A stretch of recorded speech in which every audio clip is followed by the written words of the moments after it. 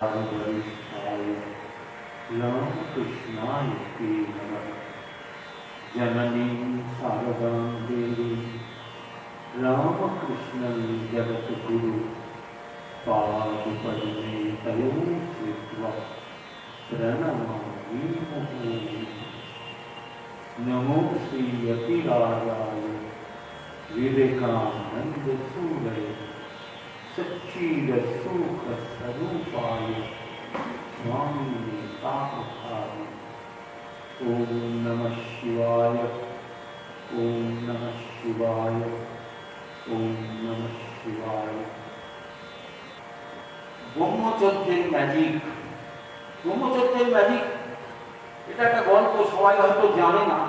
যারা বিবেকানন্দের স্মৃতির কথা পড়েছেন তার মধ্যে পাবেন একটা ছোট্ট ঘটনা। বিবেকানন্দ কখনো অষ্টসিদ্ধি প্রয়োগ করতেন না, কিন্তু জীবনে একদিন খুব গায়ে পড়ে, খুব অকওয়ার্ড পজিশনে পড়ে তিনি বাধ্য হয়েছিলেন, তার অষ্টসিদ্ধি প্রয়োগ করেছিলেন। সেটা হচ্ছিল বাবুরাম মহারাজকে খুব ভালোবাসতেন। বাবুরাম মহারাজের ফ্যামিলির সঙ্গে শান্তির খুব ভালো সম্পর্ক ছিল। বাবুরাম মহারাজের ভাই ছিলেন শান্তিরাম ঘোষ। তার একবার খুব জায়গার অবস্থা, মানে মৃতপ্রায় অবস্থা, এমন রোগ হয়েছে। তো বাবুরাম মহারাজের মা এসে বিবেকানন্দের কাছে আকুতি মিনতি করেছে।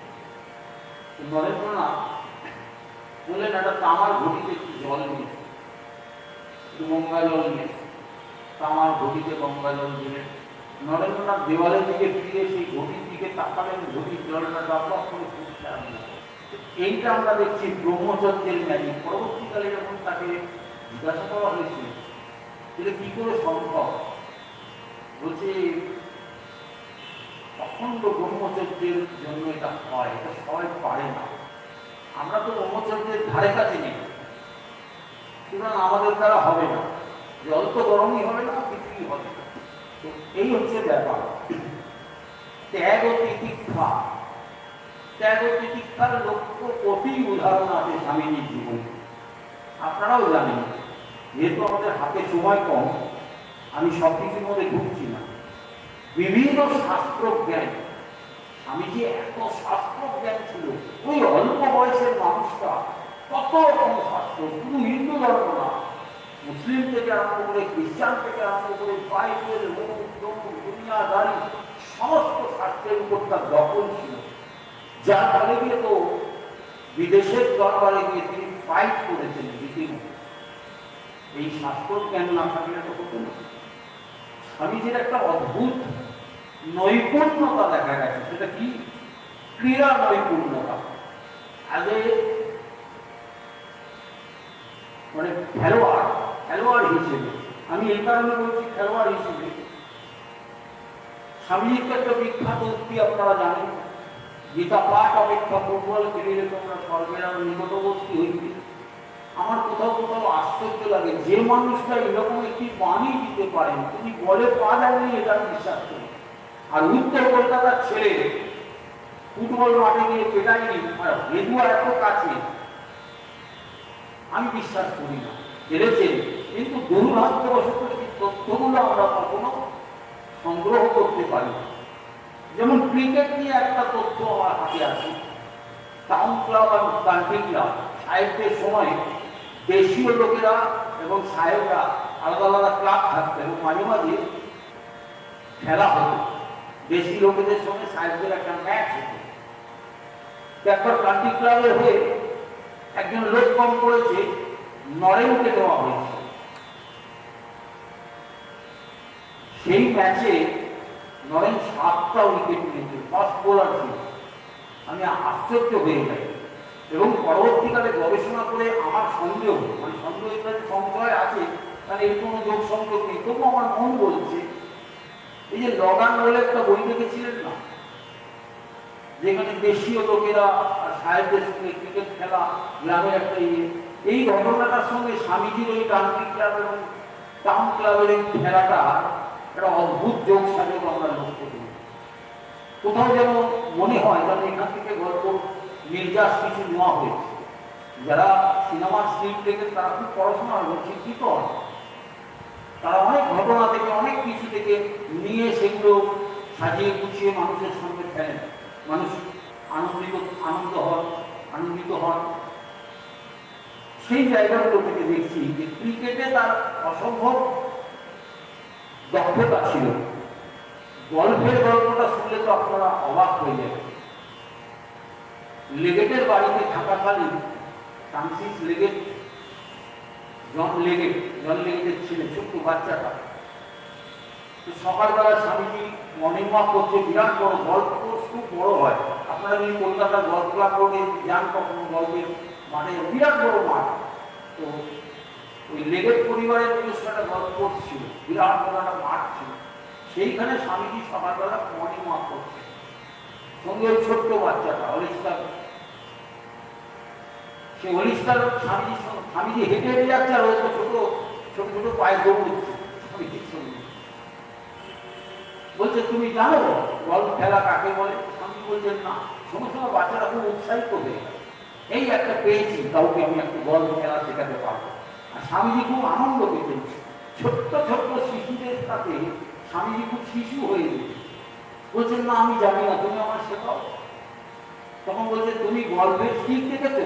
ক্লাব যেটাকে বলা হয় স্টিক। বলছে না আমি জানি। ওমা তুমি জানো না? বলে সে দৌড়ে গিয়ে একটা গল্পের ক্লাব মানে স্টিকটাকে নিয়ে গেল। বলছে দেখো এইটা বল আর এইটা স্টিক, এইটা তুমি মারতে হবে। ওখানে গর্তটাকে ওই যে ট্রাকটা দেখছে, ট্রাকটা উঠছে, ওইখানে একটা গর্ত আছে, ওটার মধ্যে ফেলতে হবে। বলছে ফেললে কি হয়? বলছে এটা একবারে তো কেউ ফেলতে পারে না, একবার ফেলতে তারপর গিয়ে আরেকবার ফেললে কতবারে ফেলছে তার উপর পয়েন্ট হয়। স্বামীজি বলছে আমি যদি একবারে ফেলে দিতে পারি। বলছে যা, একবারে কেউ ফেলতেই পারে না পৃথিবীতে, এরকম কেউ নেই। বলছে তাই, তাহলে হয়ে যাক বাজি। তখন ওর কাছে একটা হাফ পেনি ছিল। বলছে আমার কাছে আর কত আছে এই হাফ পেনি? ইতিমধ্যে তার বাবা এসে হাজির। কি হয়েছে, ওকে আপনাকে কি খুব বিরক্ত করছে? বলছে না না, একটা খুব ইন্টারেস্টিং জিনিস হচ্ছে। বলছে কি? তখন ছেলেটা বলছে জানো বাবা আমি কি বলেছে? বলছে একবারে বলটা নাকি পেলে মধ্যে ফেলে। তখন জন লেগেট বলছে এটা তো হয় নাকি, স্যার? বলছে আমি ফেলবো বলছি, আপনার যদি মনে হয় তাহলে ছেলের মতো আপনি আমার সঙ্গে বাজি লড়ুন, 100 পাউন্ড বাজি লড়ুন। তো পেস্টিজে লেগে গেল। তার অতিথি তাকে এরকম ভাবে বলেছে, বলছে ঠিক আছে বাজি লড়লো। স্বামীজি বললো তাহলে হয়ে গেল, আপনারটা আর ওরটা মিলিয়ে আমার পকেটে চলে এলো। বলছে আগে তো ফেলু। তারপরে স্বামীজি গল্পটা এত সুন্দর, ওই বাচ্চাটিকে বললো তুমি শুধু গল্পটা গিয়ে দেখিয়ে দাও আমার, আর বলটা এখানে রেখে তিনি রেডি হলেন। স্টিকটা ধরলেন, কপালে ঠেকালেন, বিড়বিড় করে কি বললেন, তারপর ঠাপ করে মারলো বলটা গিয়ে একদম সোজা করছে। লেগেট সাহেব তো বিশ্বাস করলেন না, বলছেন না ভারতীয় যোগী সাধু, আপনারা কোনো ম্যাজিক করতে পারেন। বলছেন না গো না, এটা কোনো ম্যাজিক না, এটা শুধু সিম্পল কেস অফ কনসেন্ট্রেশন। আবার তিনি করলেন, ওনার যেহেতু সন্দেহ হলো, আরেকবার ফেললেন, আরেকবার মারলেন। এমন করে 3 বার খেলার পর লেগেট সাহেব বুঝতে পারলেন যে স্বামীজি যেটা বলছেন ঠিক, মানে কনসেন্ট্রেশনের ঠিক। তাহলে এবার বুঝতে পারছেন যে ছেলেটা শৈশব থেকে ওই রকম ধ্যান করে তার কনসেন্ট্রেশন লেভেলটা কোথায়। আমরা দেখতে পাই ইংল্যান্ডের একটি সাগর করে সেই কতগুলো ছেলে বন্দুক দিয়ে ভীমের কোথা ফাটাচ্ছিল। সেখানে স্বামীজি গিয়ে বললো আমি একবার দেখি, বলে তিনি 7খানা ডিমের খোলা ফাটাফাট ফাটিয়ে দিলেন। পুরো অবাক হয়ে গেল। পরে যখন জানতে পারলো তখন আরো অবাক হলো যে স্বামীজি এর আগে কখনো বন্দুক ধরে। অর্থাৎ এই যে একটা ক্যাপাসিটি, এই যে একটা প্রতিভা, এই জায়গাগুলো কিন্তু আমরা ভাববো। এছাড়া স্বামীজির কবিতা, স্বামীজি অসংখ্য কবিতা লিখেছিলেন। সাহিত্য ওই সময়কার স্বামীজির লেখনির মধ্যে আমরা বলি না রবীন্দ্রনাথ রাবীন্দ্রিক ভাষা, একটা সাধু ভাষা, একটা রাজনৈতিক ভাষার প্রচলন করেছিলেন, শরৎচন্দ্র চলিত ভাষার প্রচলন করেছিলেন। না, রবীন্দ্রনাথ সাধু ভাষা করেছেন, চলিত ভাষার যদি সত্যিকারের শুরুয়াত করে থাকেন তাহলে স্বামী বিবেকানন্দ।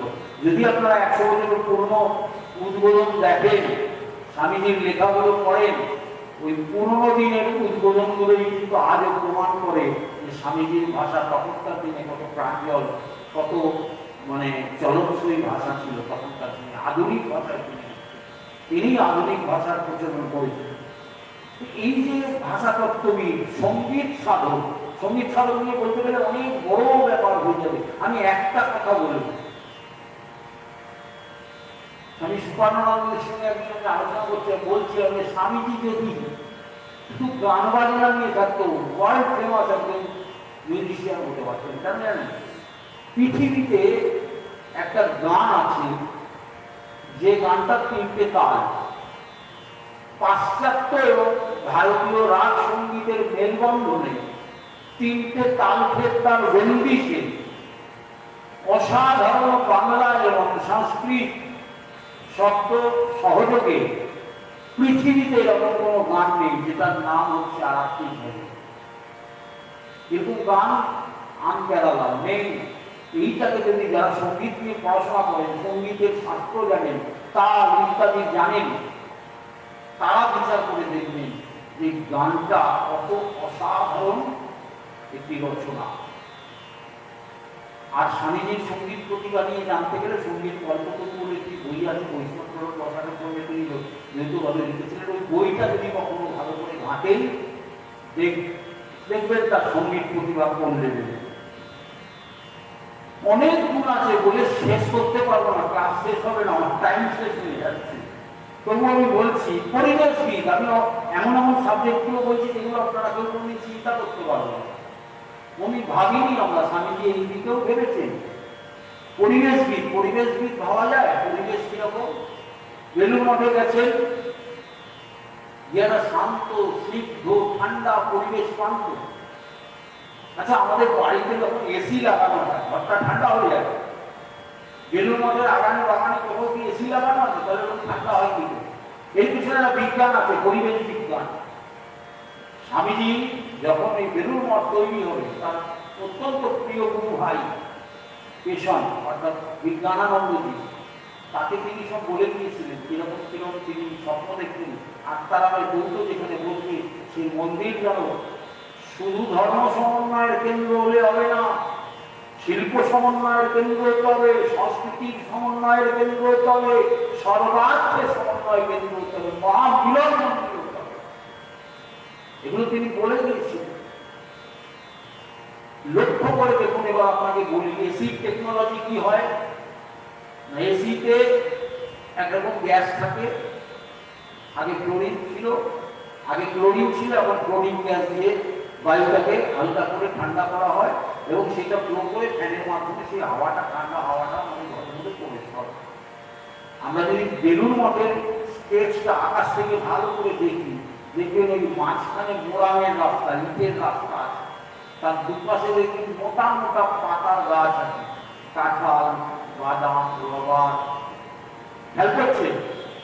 এই মোটা মোটা গাছের পাতার ধর্ম কি জানেন? বাষ্পমোচনটা একটু বেশি করে, মানে জলটা বার করে বেশি পাতা থেকে। গঙ্গা সাইডে আছে, জলের সাপ্লাই লাইনের কোনো অভাব নেই, বাষ্পমোচন করলে আর হাওয়া দিলে কি হচ্ছে? পরিষ্কার এলাকাটা এয়ার কুলারের কাজ করছে। এই প্ল্যানিংটা স্বামীজি ছিল। এই মানুষটাকে আমি পরিবেশবিদ বলবো না তো কি বলবো? তার জীবনে যদি আমরা ভালো করে অনুধ্যান করি, আমি এমন কিছু কিছু ঘটনা বলছি যেগুলো নিয়ে আমরা ভাবি না। পৃথিবীতে এরকম কোনো সাধু আছে যে রান্নার উপর এত মাস্টারি আছে? বিদেশিরা তো অবাক হয়ে যাবে। স্বামীজি বলছেন যে ভালো রাখতে পারে সে ভালো সাধু হতে পারে। এরকম কোনোদিন আমি দেখিনি যে কত রকম ডিশ তখনকার দিনে, কন্টিনেন্টাল ডিশ তিনি কোথা থেকে শিখতেন। তিনি আমি বই কিনেছিলেন, ফরাসি রান্নার বই, পয়সা খরচা করে টিফিনের পয়সা দিয়ে। এইরকম যার চিন্তা ভাবনা যে শুধু সাধুগিরি করলে হবে না, সব পৃথিবীর সমস্ত জ্ঞানের আধার তার মধ্যে দেখতে পাচ্ছি। যথার্থ পরিব্রাজক, পরিব্রাজক বলতে আমরা ঘুরে বেড়ানো সাধু, রক্তা সাধু, দেতা পানি। স্বামীজির জীবন দেখুন, বুঝতে পারবেন পরিব্রাজক কাকে। ওই ঘুরে খালি ভিক্ষাঙ্কে এই তা নয়। তিনি ভিখারি থেকে রাজা, সমস্ত লেভেলের মানুষের সঙ্গে মিশেছেন। ভারতবর্ষের সংস্কৃতি, ভারতবর্ষের সমাজ জীবন, সমস্ত কিছু তিনি সমস্ত আয়ত্ত করেছেন। তবে গিয়ে বিদেশে গিয়ে ভারতের মহিমার কথা বুক বাজিয়ে বলতে পেরেছে। এমন সাধু পৃথিবীতে পাওয়া যাবে। সাচ্চা সাধু বলি কেন জানেন? এটার জন্য আমি সমস্ত ক্রেডিটটা ভগবান শ্রীরামকৃষ্ণকে দেব, কারণ তিনি তার মধ্যে একটি ভাবনা ঢুকিয়ে দিয়েছিলেন। বৈষ্ণবীয় পথ নিয়ে আলোচনা কালে একটি শব্দ ঠাকুরের কানে এসেছিলেন, নামের জীবের দয়া। ঠাকুর তো একটু পাগলাতে ছিল, রেগে যেত, বলে জীব দয়া করবার তুই কেড়ে সেবা, বল শিব জ্ঞানে জীব সেবা। এই যে শিবকে নাড়িয়ে দিচ্ছে, শিব জ্ঞানে জীব সেবা, তুমি সকলের মধ্যে তোমাকে দেখো, আত্মভাব সর্বভূতে। আমি যেমন আমার মিষ্টি খেতে ভালোবাসি, আমি কি কখনো ভালোবাসি আমার ওই ভাইটার মধ্যে আমিই আছি? তাহলে আমি যদি মিষ্টি খেতে ভালোবাসি, ওনাকেও মিষ্টি খাওয়াতে হবে। এভাবে কি আমরা ভালোবাসি? স্বামীজির জীবন খুঁজে দেখবেন, তিনি কতবার কত মানুষকে, গরিব ছোলাওয়ালা তাকে উপকার করলো বলে একটা ছোলা কিনে নেন, তখনকার দিনে 1 টাকা মানে অনেক। একটি ছোলাও তিনি দাঁতে কাটলেন না, বুঝে তাহলে তুই কিনলে না, ওর পরিবার আছে। আত্মভাব সর্বভূতে, আমি যদি ভালো থাকি, আমরা বলি না যে আমি যদি ভালো থাকি তুমিও ভালো থাকি। এই যে চেতনা, সাচ্চা সাধনা, সর্বভূতে শিব জ্ঞানে জীব সেবার যে চিন্তা ভাবনা। স্বামীজি বলেছিলেন, ঠাকুর যে কথা বললেন তখন তো অদ্ভুত আলো দর্শন করলাম। ভগবান যদি দিন দেন তবে এই কথা আমি সারা পৃথিবী প্রচার করে দেব। সেটা প্রচার করেই তো স্বামীজি আজকে সারা পৃথিবীর মানুষের মন জয় করে নিয়েছে। শিব জ্ঞানে জীব সেবা। রামকৃষ্ণ মিশন গঠনের আগে পৃথিবীর মানুষ কি কখনো দেখেছে যে সাধুরা কাজে গিয়ে মানুষের প্রাণের কাজ করছে? বা প্লেগ হয়েছে কলকাতার, সাধুরা গিয়ে শহর পরিষ্কার করছে, প্রাণের কাজ করছে? কেউ কোনোদিন দেখেনি। স্বামীজি ঠাকুরের অনুপ্রেরণায় সেই ধারাটি করলেন যে সাধু শুধু সাধু নয়, আত্মন মোক্ষার্থম জগৎ হিতায়, বহুজন হিতায় জগৎ হিতায়, অর্থাৎ সকলের হিত, জগতের হিতের জন্যই আমাদের মুক্ত লাভ করা। এই যে চেতনা, যাদের রামকৃষ্ণ মিশনের এমব্লেমে আত্মন মোক্ষার্থম জগৎ হিতায় চলে তার বাণী, এই জায়গাগুলো স্থাপত্যবিদ। আমি এইসব সাবজেক্টগুলো খুঁজে খুঁজে আমি পরবর্তীকালে সুযোগ হলে, জানি না করোনা আমাদের কতটা কি সুযোগ দেবে, যদি আমি সুযোগ পাই প্রত্যেকটা বিষয় নিয়ে আমি স্বামীজির 1-1 ঘন্টা করে বলবো, আপনাদের অবাক হয়ে যাবেন। এই যে স্থাপত্যবিদ, বেলুড় মঠে যান, গিয়ে দেখুন সারা পৃথিবীর সেরা সেরা আর্কিটেকচারের নিদর্শনগুলো যেন একদম স্যাম্পেল করে তার সমন্বয় করা হয়েছে। সাঁচির স্তূপ, ইলোরার স্তম্ভ, ওর গম্বুজ, এর বেদি, দেখবেন একটা তত্ত্বস্থানান্তরিত বই আছে, তার মধ্যে সুন্দর লেখা আছে। ভয়ঙ্কর পাণ্ডবলীলার গুহার যেসব কাজ, অজন্তা ইলোরার কাজ, সমস্ত স্বামীজি ঘুরেছেন। তো সাধু ঘুরেছেন, তখনকার দিনের লোকেরা বলেছে এ কি রে সাধু, এ তো ঘুরে বেড়াচ্ছে। ঘুরে বেড়াচ্ছে কি এমনি এমনি? সমস্ত দেখেছেন, জন্মচক্ষু দিয়ে অন্তরে রেখেছেন। আর স্বামীজি আঁকতেও জানতেন, এটাও আমি জানতাম না। তিনি দারুণ স্কেচ করতে পারতেন। সেই স্কেচ করে সেই ডায়েরিটা হারিয়ে গেছে দুর্ভাগ্যবশত। সেই স্কেচে তিনি করে রাখতেন কি কি করতে হবে, কি কি করতে হবে। বিজ্ঞানানন্দকে পরে তিনি মুখে বলে দিয়েছিলেন। কোনোভাবে কেউ হয়তো তখনকার দিনে একটু খোয়া গেছে দুর্ভাগ্যবশত। এই যে ঘটনাগুলো, এগুলো আমাদের ভাবতে হয়। শিক্ষাবিদ স্বামীজি তো সবাই জানেন, শিক্ষার মতন ধর্মবিজ্ঞানী। ধর্মবিজ্ঞানী কেন বলছি জানেন? শিক্ষা ধর্ম নিয়ে অসাধারণ দুটো সংজ্ঞা দিয়েছে পৃথিবীর বুকে। একটা বলছেন education is the manifestation of perfection already in man, আর একটা বলছে religion is the manifestation of divinity already in man. এই ধর্ম আর শিক্ষা মানুষের মধ্যে আছে। বলছে একজন ভালো শিক্ষক কে হয়? শুধু প্রদীপটা জ্বালিয়ে দেয়। ভালো শিক্ষকের কাজ হচ্ছে ছাত্র বা ছাত্রীর মধ্যে সেই জ্ঞানের প্রদীপটাকে উস্কে তাকে প্রজ্বলিত করে দেওয়া। রসদ, তেল, বলতে সব আছে তার, জ্বলছেও। তাকে শুধু এই কাঠিটা দিয়ে জ্ঞান আন্দোলন সভা করা, ওইটা দিয়ে খালি একটু পুষকে দাও, চোখটা ফুটিয়ে দাও। স্বামীজি সেইটা মাথায় রেখেছেন। লাস্ট যেটা বলে শেষ করব, অদ্বৈত বেদান্তি তো ছিলেন সবাইকে সমান চোখে দেখা। আমরা সমান দেখতে পারি না, দেখবেন যখনই দেখবেন পয়সা আলাদা তার সঙ্গে অন্যরকম ব্যাপার, যখনই দেখবেন ভিকিরি তার সঙ্গে অন্যরকম লোক। এই দৃষ্টি আমাদের আছে, আমরা এই ভিড়টার থেকে বেরোতে পারছি না। স্বামীজি এর মধ্যে ছিলেন না।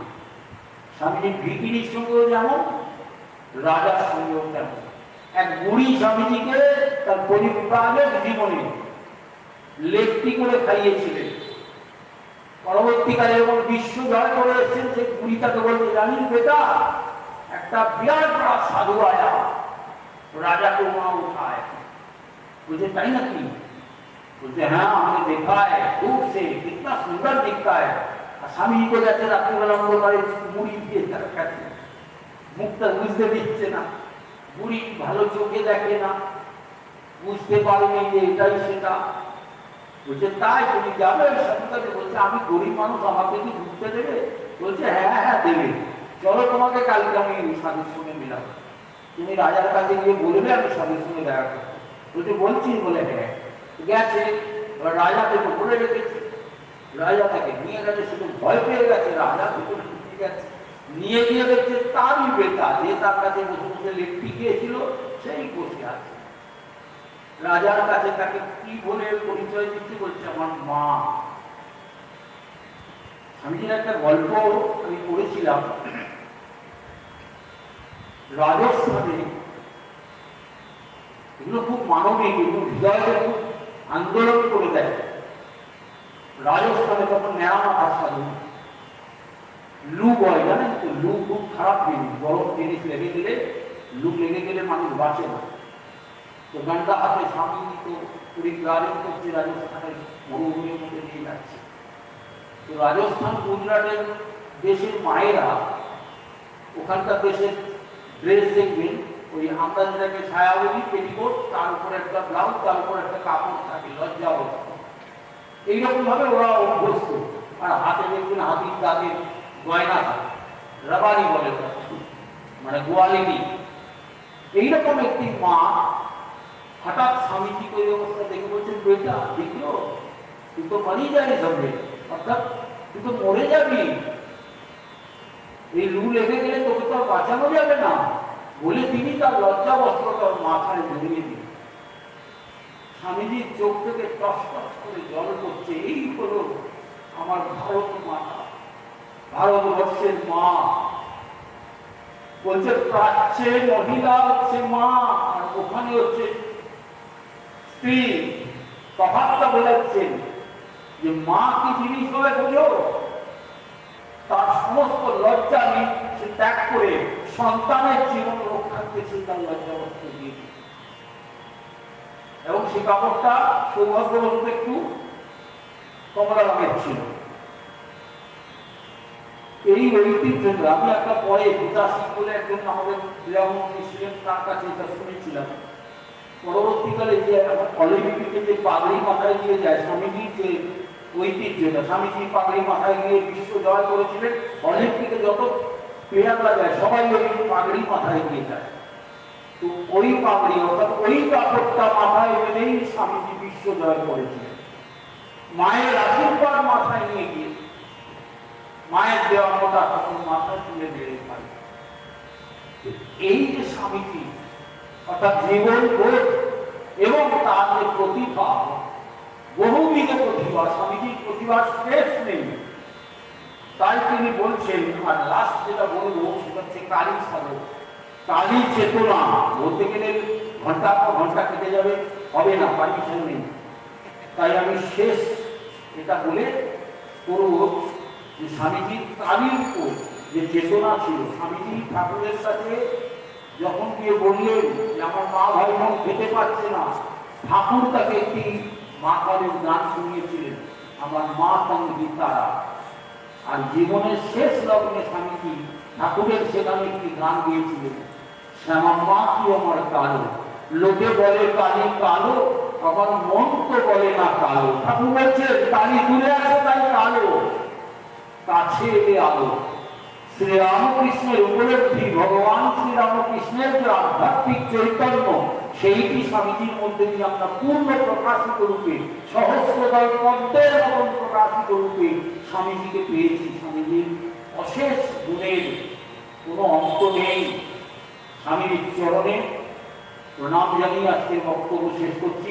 একবার সবাই মিলে বলুন হরে হরে মহাদেব, হরে হরে মহাদেব, হরে হরে মহাদেব, জয় স্বামীজি।